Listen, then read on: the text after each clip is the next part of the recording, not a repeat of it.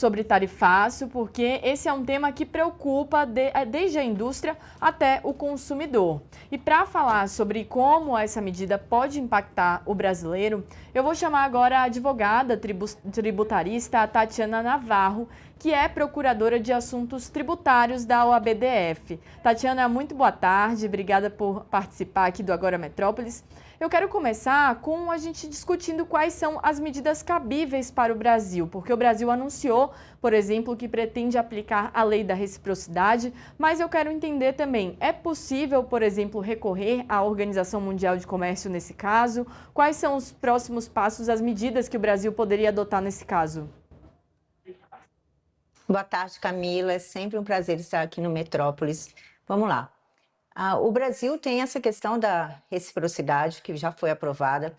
Essa lei, ela diz o seguinte: eu posso aplicar as mesmas medidas ao país, então ele pode aplicar também tarifas aos Estados Unidos. De qualquer maneira, ele pode recorrer sim, apesar de ser um pouco inviável agora. Eles estão falando muito sobre diálogo, como você mesmo falou, e tentando amenizar todos aqueles 6 pontos que foram debatidos no próprio relatório dos Estados Unidos. Então, tentando demonstrar que, por exemplo, a questão do desmatamento, corrupção, do PIX, são questões internas do Brasil e que não cabe a outra nação interferir nelas com qualquer medida comercial ou não. Tatiana, e outro ponto que eu queria abordar com você é a questão desses argumentos justamente trazidos pelos Estados Unidos nesse relatório, porque, de fato, o Brasil aplica alguma tarifa ou alguma medida contra os Estados Unidos que pode ser considerada desleal, que pode ser considerada descabida, ou não existe de fato isso? Porque, por exemplo, o chanceler, o Mauro Vieira, citou isso, que as medidas adotadas pelo Brasil não são discriminatórias. De fato, não são? Existe algum tratamento diferenciado contra os Estados Unidos? Na minha opinião, não existe qualquer tratamento diferenciado.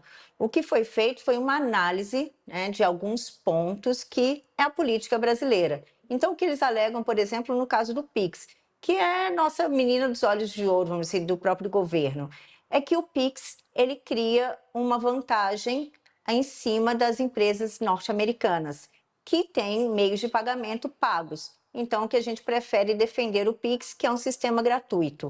Então, eles querem um combate ao uso discriminado do PIX, por exemplo, uma cobrança pelo uso do PIX, para que possa haver uma concorrência com as empresas americanas. E o Brasil disse não.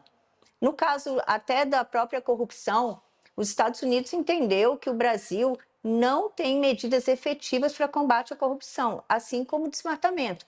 Quando a gente tem sim medidas efetivas, mas o nosso sistema político é diferente dos Estados Unidos, por exemplo. Então não tem como a gente até atender ao que os Estados Unidos quer da maneira como eles querem, porque nossas leis aqui são diferentes.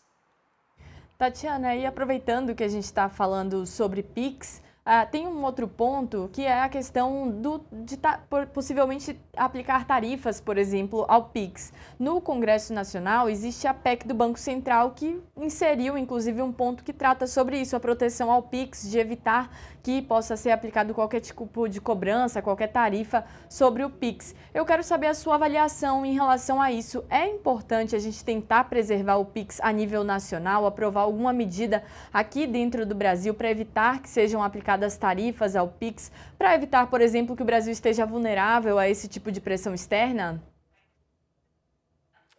Não só contra o PIX, Camila. É muito importante que o Brasil defenda a sua posição política, porque esse tarifaço, ele saiu de uma questão política para uma questão comercial. Então, a gente não pode confundir as coisas. O Brasil é uma nação soberana e os Estados Unidos não pode interferir em política interna brasileira, como ele quer.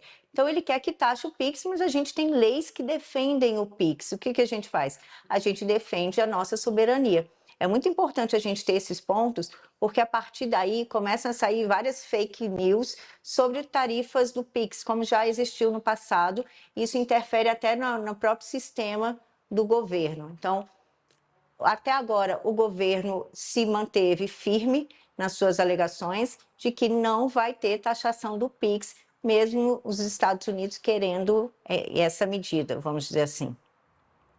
Perfeito, Tatiana. E para fechar, eu quero só que você faça uma avaliação no sentido de ainda é possível reverter essa medida? A gente acompanha aí, envolve muito uma questão política, né, desse posicionamento do governo Donald Trump, mas do ponto de vista da própria seção 301, será que ainda é possível convencer os Estados Unidos de que essas práticas não são desleais, fazer os Estados Unidos voltar atrás a partir dessa argumentação mais técnica? Ou agora mesmo é um debate político? Bom, o diálogo está aberto. Os Estados Unidos deixou claro que, a partir do momento que o Brasil começar a apresentar situações ou resoluções para aqueles 6 pontos, eles podem retornar, né, à taxação anterior, retirar esse percentual, essa taxação de 25% adicional, mas, por enquanto, a gente tem que estar atento ao diálogo, tanto do governo brasileiro quanto da abertura com o governo americano. A situação ela é muito sensível agora, está todo mundo muito à flor da pele. O governo brasileiro, tanto o governo brasileiro quanto o americano, eles estão precisando sentar e esfriar, vamos dizer assim, os ânimos, para a gente poder chegar numa solução que possa impactar menos a indústria, principalmente. Porque o que a gente viu aqui foi que o agro foi poupado. Ainda bem, porque dos 192 bilhões que foram comprados pelos Estados Unidos no ano de 2025, 10 produtos que estão na isenção são do agro.